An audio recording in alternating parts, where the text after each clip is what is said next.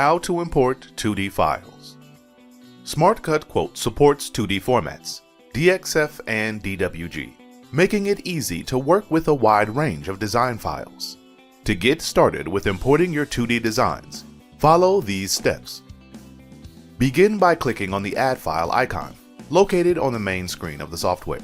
This action will open the Windows File dialog, allowing you to browse through your folders and locate the DXF or DWG files you wish to import. If you have multiple files to import, SmartCut Quote makes this process simple. Hold down the Control key on your keyboard to select individual files one by one. If you prefer to select a continuous range of files, hold down the Shift key and click the first and last files in the sequence. This way, all files in between will be selected automatically. Once you've chosen the files you want to import, click the Open button.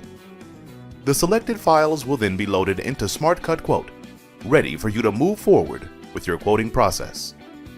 This approach helps you efficiently manage your 2D files, ensuring that you can focus on delivering accurate and timely quotes. How to clean up the drawings. When working with imported files, some may require cleanup before they can be processed.